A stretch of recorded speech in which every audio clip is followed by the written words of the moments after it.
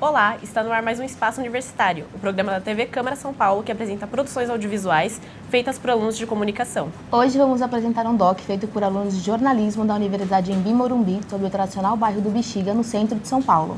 Vamos assistir agora a primeira parte do documentário, O Lado I do Bexiga. Domingo nós fomos num samba no Bexiga, na Rua Major, na casa do Nicola, a mesa no teu copo, saiu a baita de uma briga, era só pizza que arruava, junto com a gajola. Uma das regiões mais simbólicas da cidade de São Paulo, o bairro do Bexiga, guarda espaço no coração de muitos paulistanos. O local mantém traços da cultura italiana com as famosas cantinas, restaurantes, teatros e festas religiosas. Uma influência que vem há mais de 100 anos. Final do século XIX, basicamente mais ou menos 1880, que nasceu como bairro.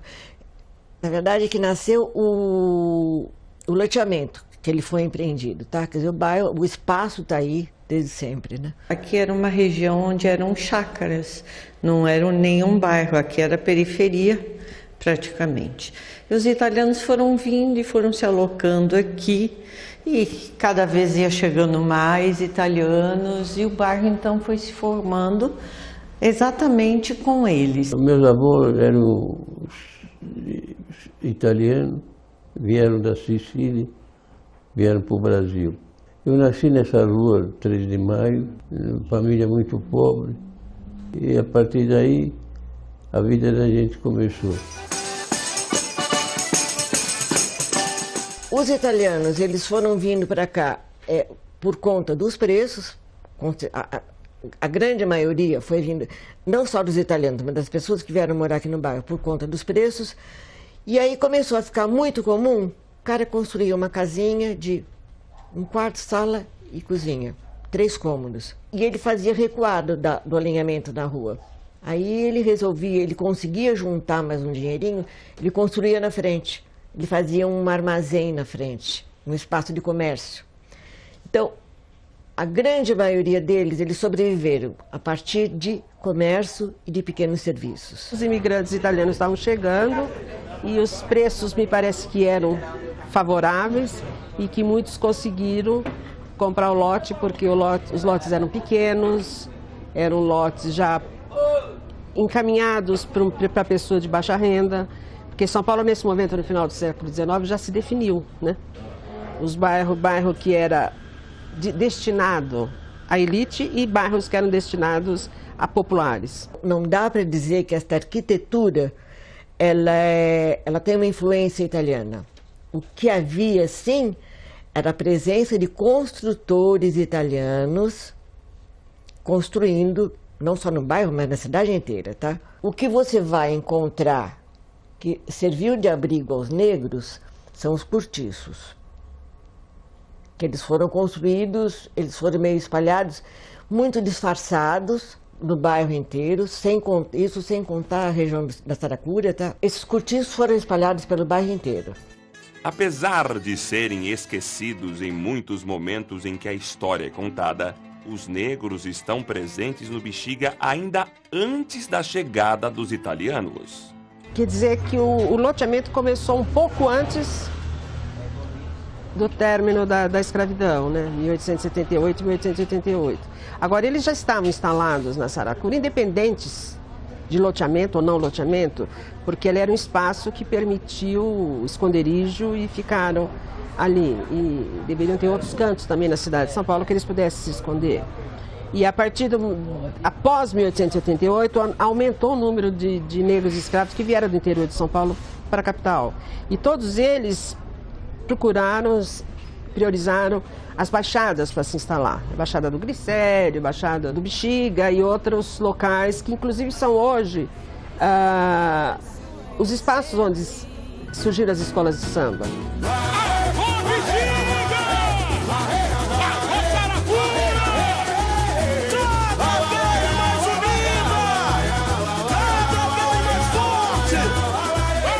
Eu sou uma prova dessa integração, que minha esposa é descendente de italiano. Ela faz parte da Vai Vai antes que eu. E o bairro do Bexiga, erradamente, é tratado como um bairro dos italianos. É um bairro afro-ítalo-luso-brasileiro, que tem muito português também. É lógico que a presença do italiano e do negro aqui, ela é muito marcante, mas o negro veio bem antes, né? Além da origem étnica, outro ponto que desperta curiosidade é o nome Bexiga. Tem uma versão que diz que é por causa da doença das bexigas. Então, e tem uma versão que fala que tem um morador que chamava Antônio Bexiga. Agora, duas coisas podem até estar juntas, né? Quer dizer, Antônio de alguma coisa pegou a varíola, ficou com bexiguento, pode ser. Mas acho que é uma discussão sem fim essa, né? Aqui perto funcionava um matadouro. Os restos do matadouro, dos bois, do gado, eram jogados na água. Então existe uma possibilidade também das bexigas de boi. Enfim, mas continua vago, né? No final do século XVIII, em documentos da prefeitura, já se constata a palavra bexiga enquanto localidade. Não é bexiga, é bexiga.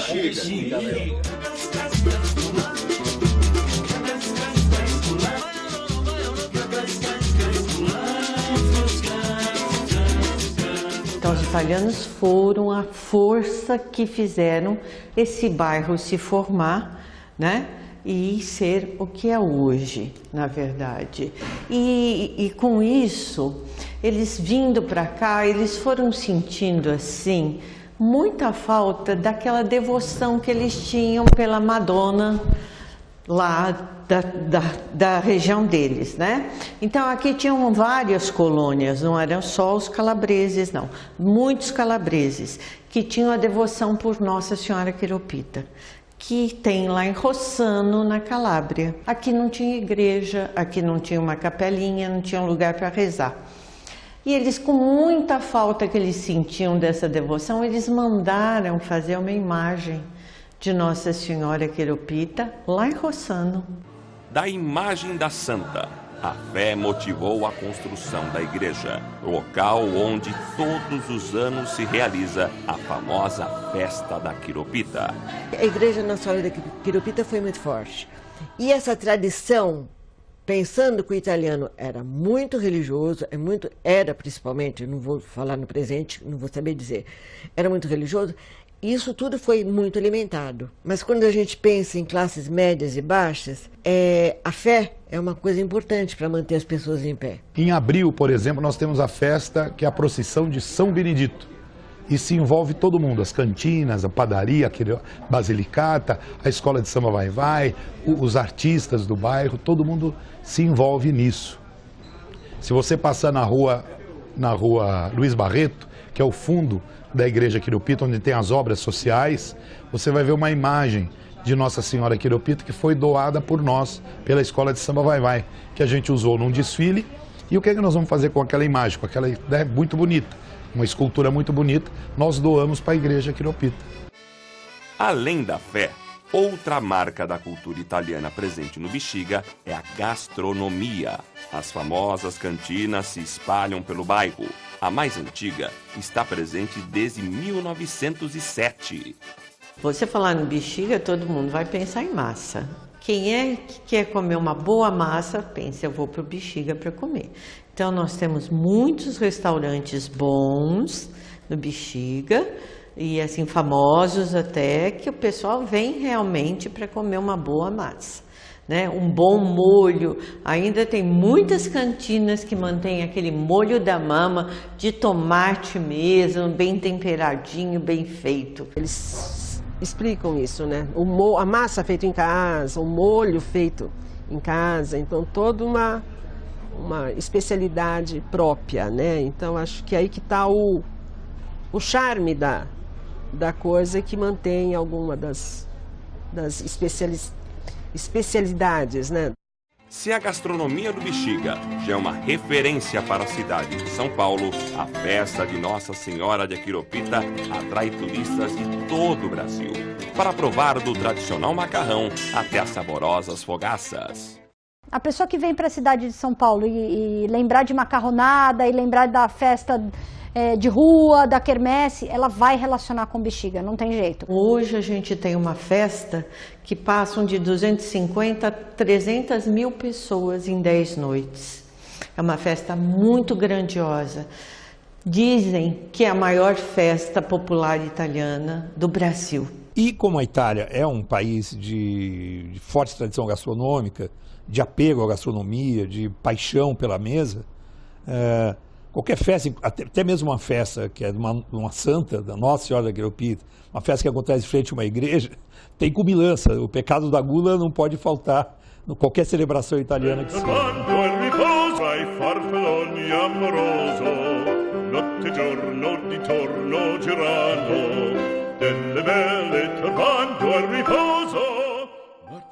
Tive aqui no bairro 15 restaurantes, cantina, pizzaria, tudo isso eu tive. Porque eu queria fazer desse bairro um bairro turístico em homenagem à colônia italiana. Eu acho que a gastronomia ajudou muito na construção desse perfil, dessa identidade do bairro, porque a gastronomia é uma forma de você, sempre foi uma forma de comunhão, de comunidade, de fazer as pessoas se encontrarem à mesa, com afeto, com prazer e tal.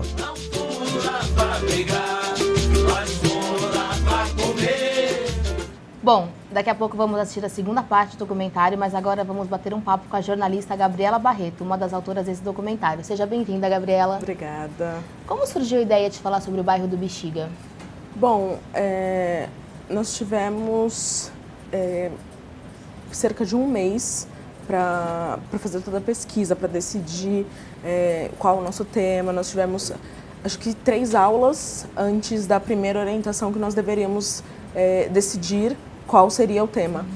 E nós fizemos um apanhado de coisas, pensamos em não só bairro, tiveram outros bairros que nós pensamos também, mas pensamos em barbearias que agora estão super na moda, você super encontra, pensamos em fazer biografias, várias outras coisas, mas nosso orientador falou, pensem em algum bairro tradicional que ainda não foi falado e que tem bastante coisa para vocês contarem.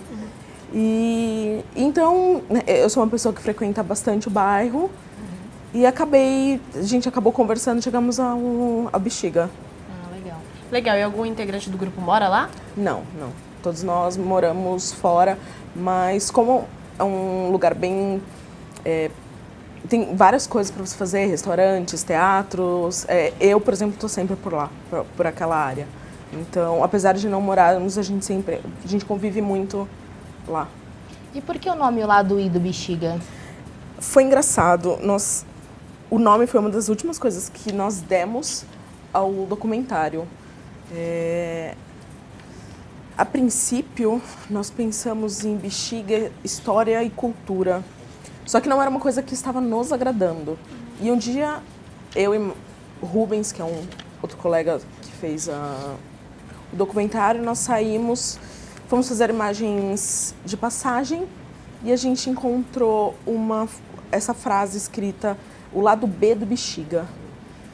E aí a gente parou para pensar e pensamos no Bexiga e o Bexiga, que é o nome do bairro, Bexiga com I.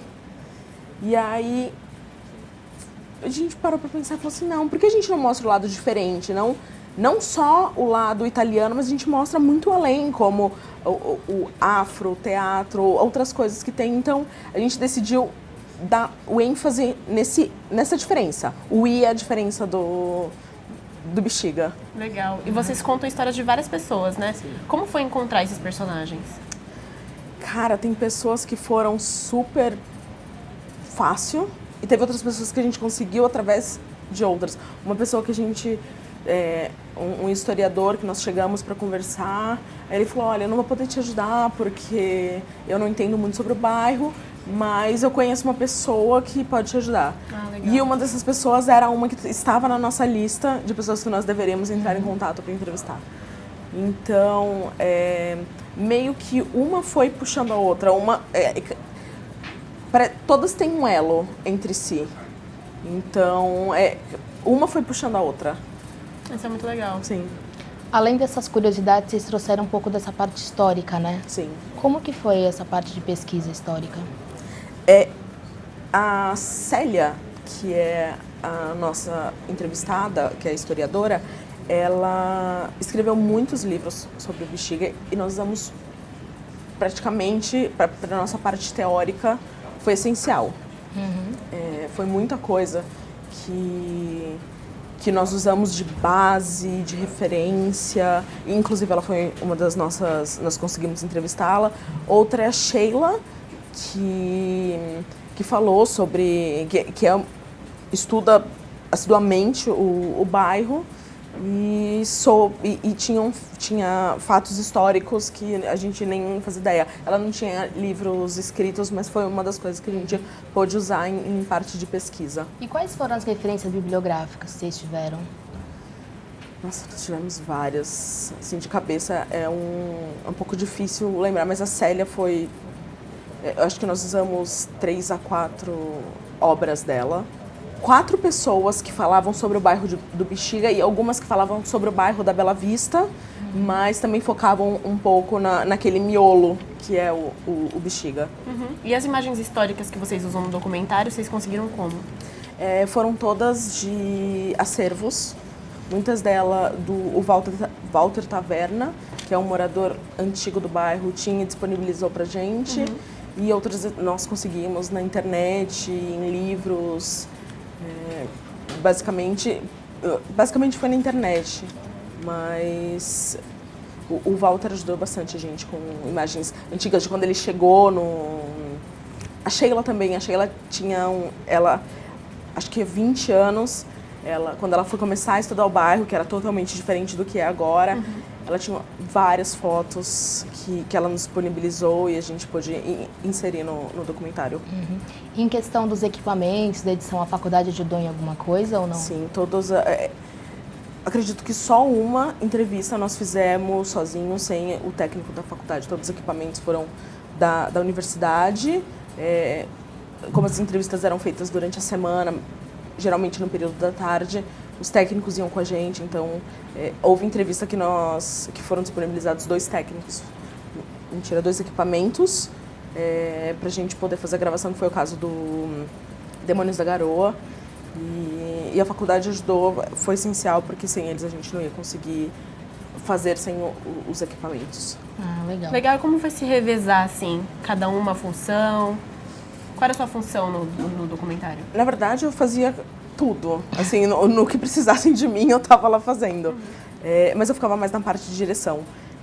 Os meninos, principalmente, nós somos em 6, 4 meninos e 2 meninas. Então, a outra menina e um dos meninos ficaram praticamente todos responsáveis pela parte teórica, escrita. E eu fiquei mais em direção de edição do documentário, mas também fui em quase todas as entrevistas. Devo não ter ido em 2.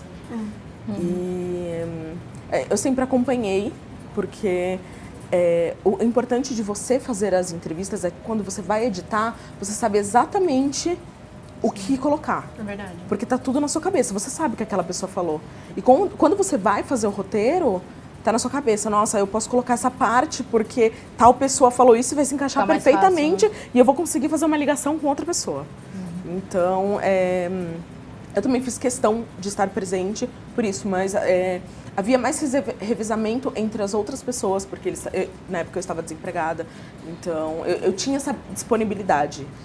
Então, eram mais 2 que conseguiam, assim, fazer revezamento. E de final de semana, já iam os outros. Geralmente, acho que a entrevista que eu não fui foi a de final de semana. E aí eu falei assim, não, agora eu me dou ao luxo de poder descansar. E vocês que trabalham a semana inteira podem fazer isso por mim. Bom, Gabriela, a gente já continua o nosso papo. A gente vai para um rápido intervalo e já voltamos com mais Espaço Universitário. Não saia daí.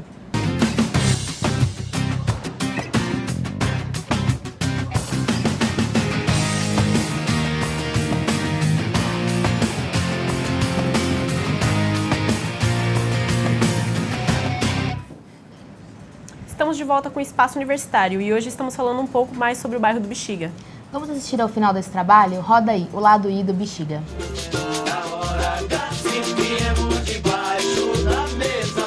O sotaque italiano revela traços de uma cultura enraizada em cada parte do bairro.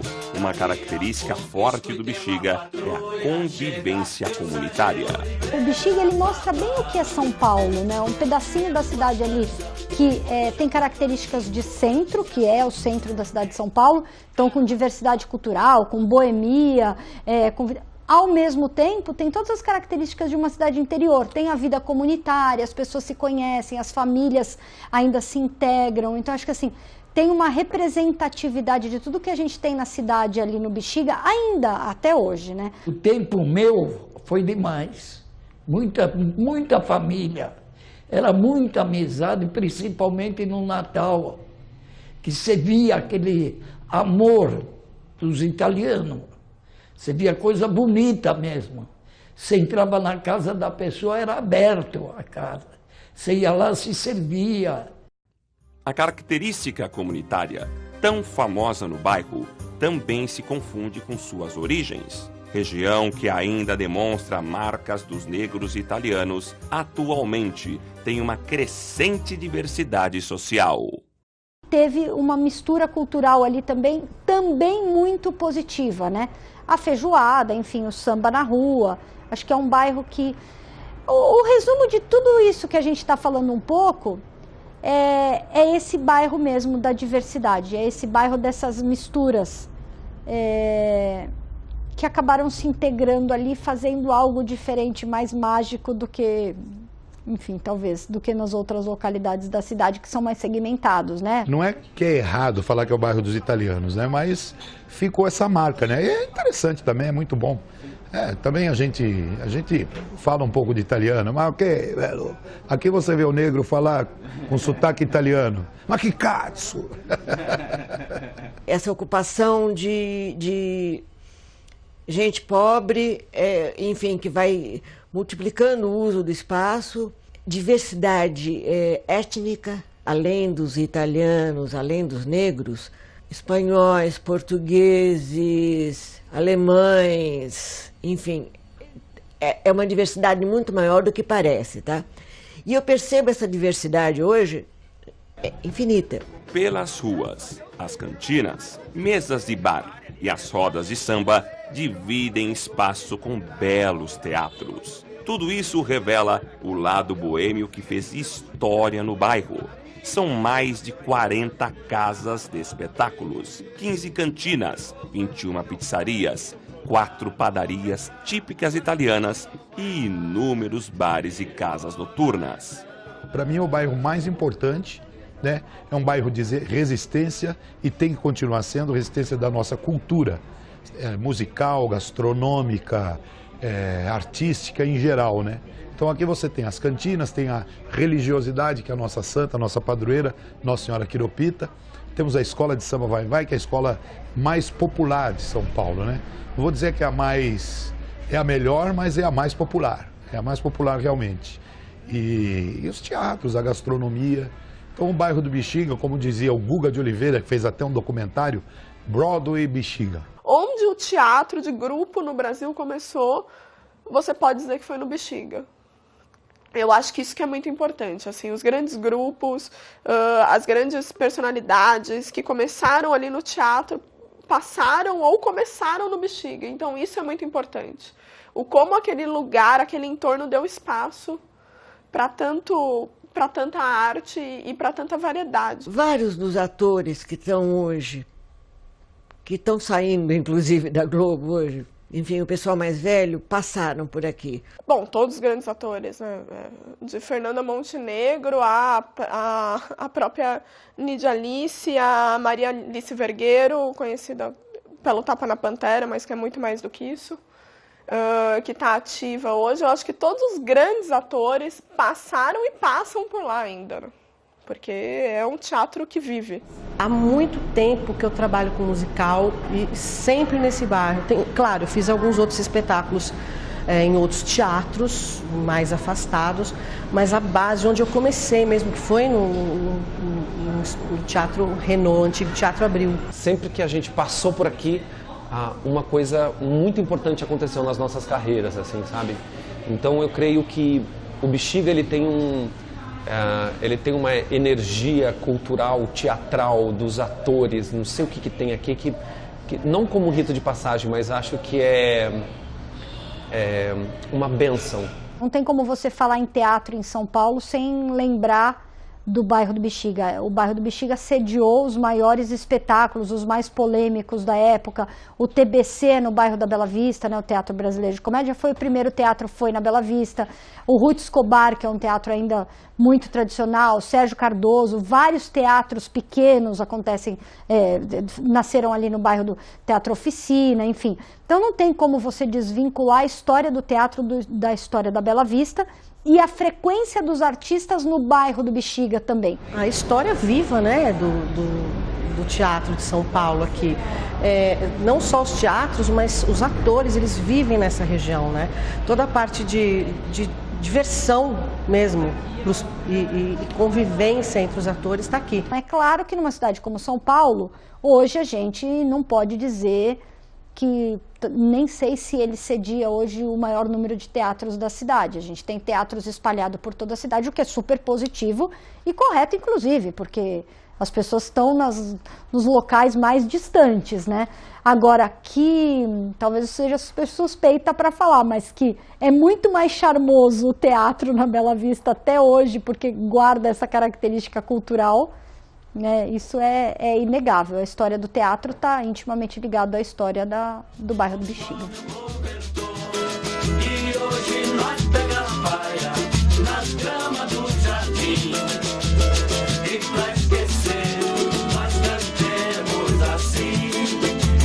Saudosa maloca, maloca querida, onde nós passemos dias felizes de nossa vida.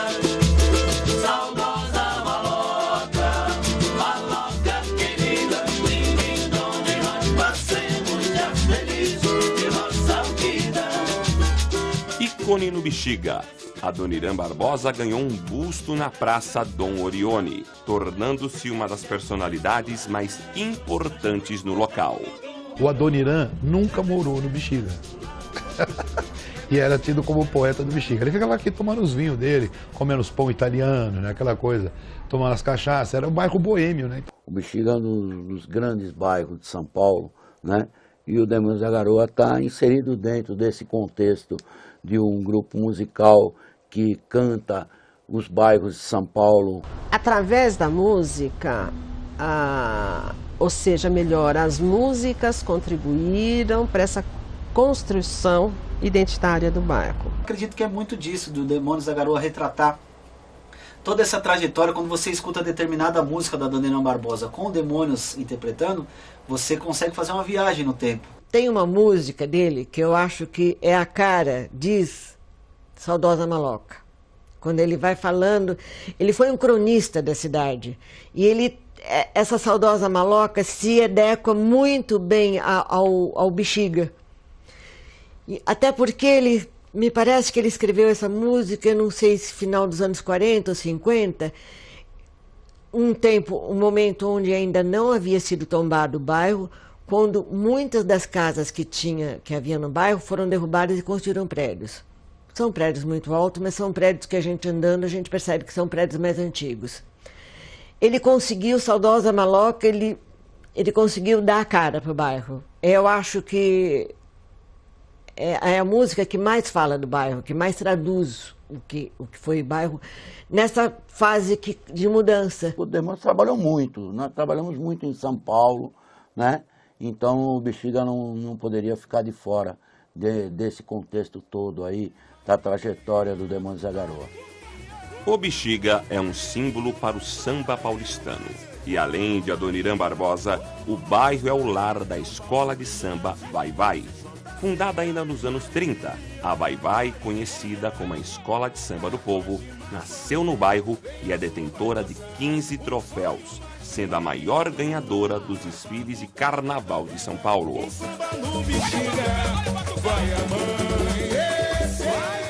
Quando o Vai-Vai tem um bom desempenho, quando ganha, campeão, a bateria sai tocando pelas ruas do bairro e vem trazer a taça dentro da igreja para o padre abençoar, né? Para a santa abençoar, né? Inclusive a Bela Vista, né, que é o reduto do samba ali no Vai-Vai, uma das mais tradicionais escolas de samba de São Paulo, na qual a gente tem um grande carinho também, e já saímos por diversas vezes pelo Vai-Vai, então o Bexiga tem um espaço reservado nos nossos corações.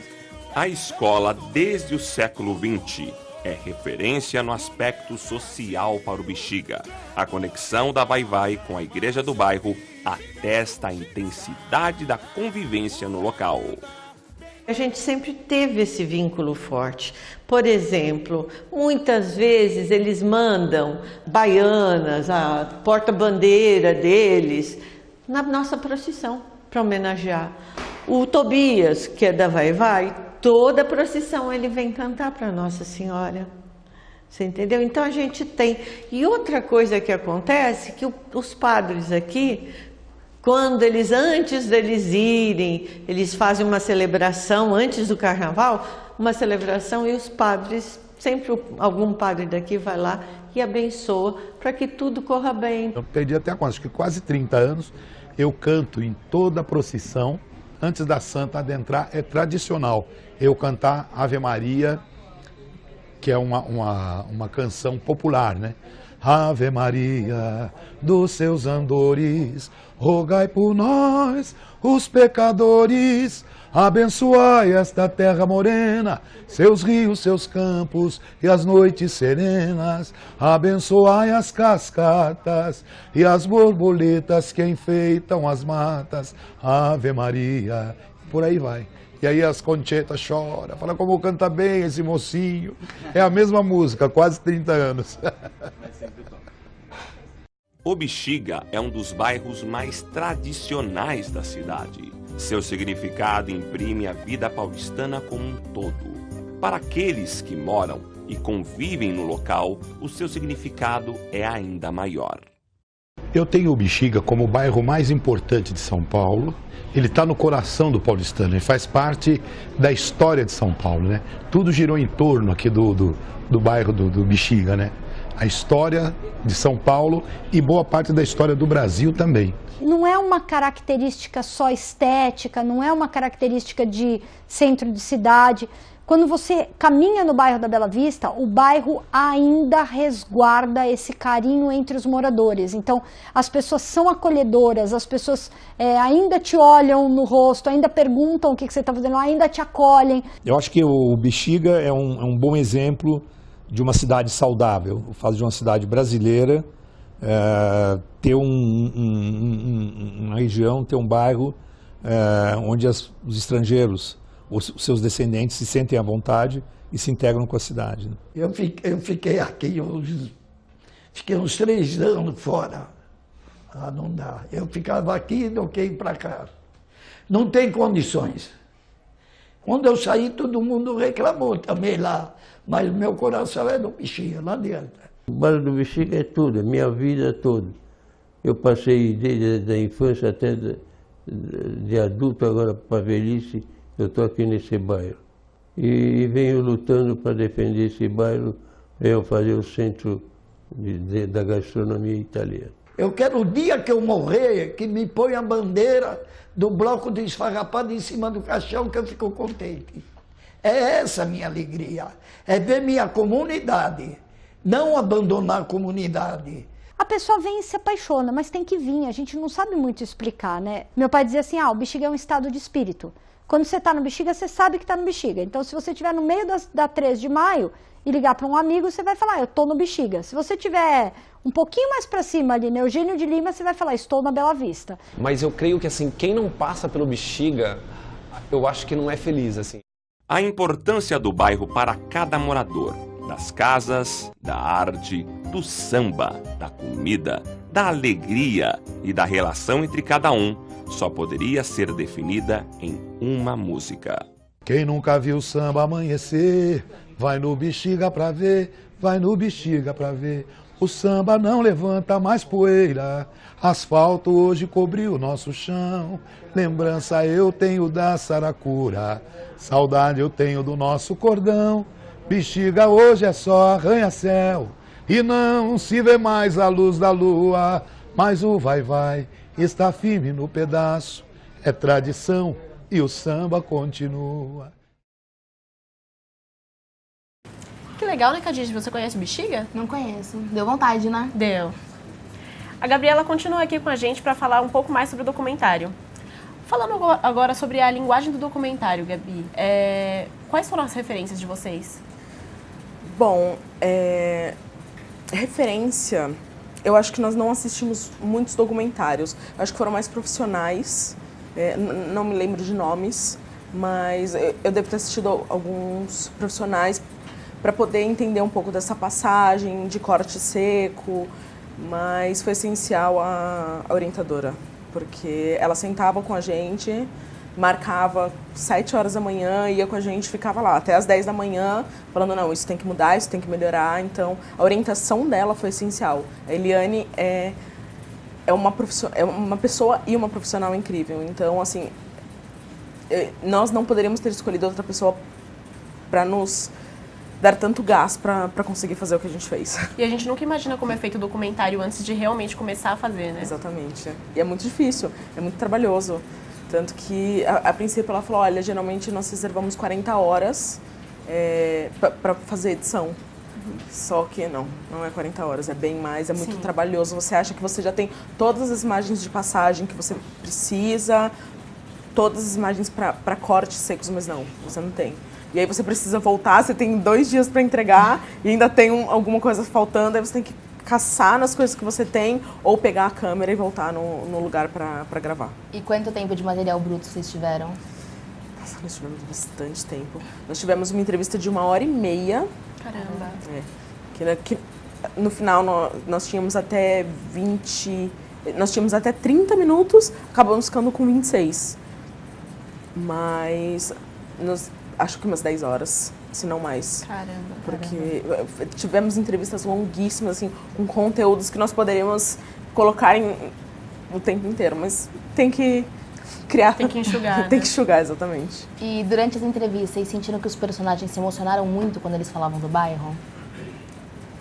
Principalmente os que são mais velhos, que têm uma história... que nasceram ali ou que chegaram e cresceram. As pessoas, é como se elas fossem, como se o Bexiga fosse um país, as pessoas são extremamente patriotas. Elas vivem aquilo e é verdade. Elas sentem.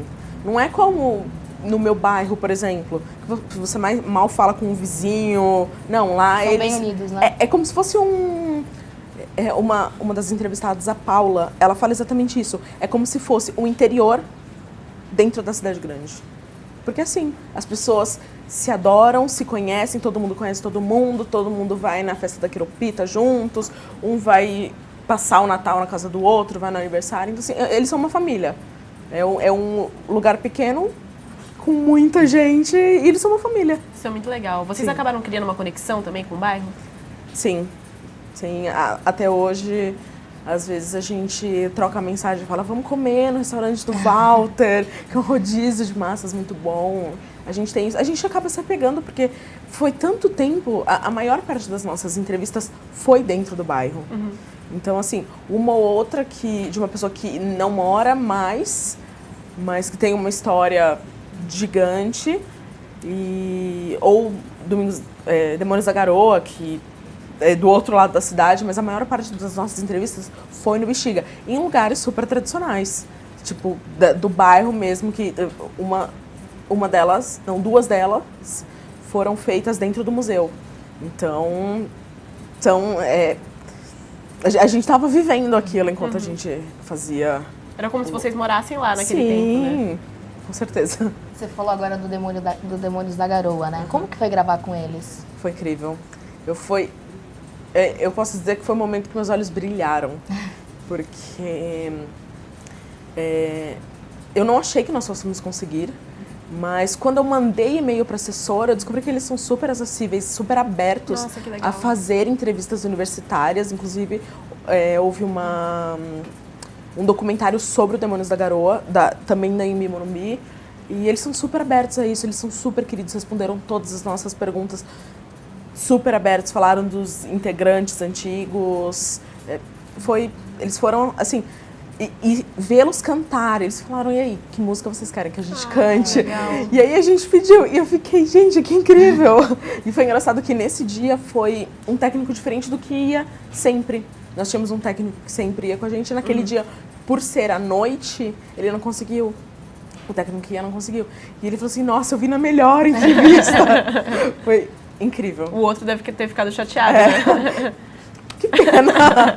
Mas foi incrível. O Demônios da Garoa foi muito legal. Que legal. Gostei muito. E em relação aos depoimentos, teve algum depoimento que emocionou o grupo? O Tinim, ele é um cara que vive pro bairro. Ele é presidente do Bloco dos Esfarrapados, que tem nos carnavais. E ele é uma pessoa, assim, se você chegar pra falar com ele vai falar com tanto amor, ele vai te passar tanto sentimento por aquele bairro que você fica emocionado. E assim, a Maria Paula é filha do Armandinho do Bexiga. Então, assim, ela contando as histórias do pai dela, que já faleceu acho que no ano que eu nasci. Então, assim, ele faleceu há muito tempo. Então, ela falava das histórias, do que ela lembrava das pessoas que estavam com eles há não sei quantos anos atrás. Então, cada um teve sua história e passou pra gente de uma forma tão honesta, tão aberta, que a gente sentiu o que eles sentiam e cativava a gente, porque um bairro só muda a vida deles, é tudo. Então... Você acaba sentindo dentro, Sim. né? Que legal. E quais dicas você dá pra quem tá começando a fazer um documentário agora pro TCC?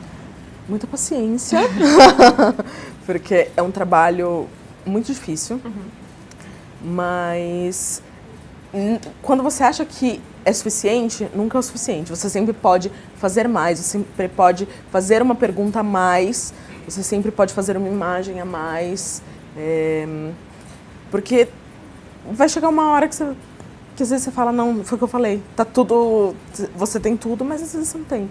Então, é sempre melhor. Então eu acho que muita paciência, porque não é um processo fácil. Muitas vezes tem que respirar fundo ou chorar no braço da mãe, pedindo ajuda e calma. E assim, dá tudo certo no final. E dedicação, acho que a dedicação é muito importante, porque se você, assim, sempre em todo grupo de todos os trabalhos vai ter alguém que vai fazer mais um corpo mole, então você precisa se pôr e falar, não, ok, eu tenho que ter paciência, porque não é um trabalho fácil, estou fazendo pra mim também, mas é um trabalho incrível. Quando você senta e você vê o resultado, eu ouvi muitos elogios sobre o documentário, foi incrível, porque quando eu fiz a matéria de documentário, eu não gostei.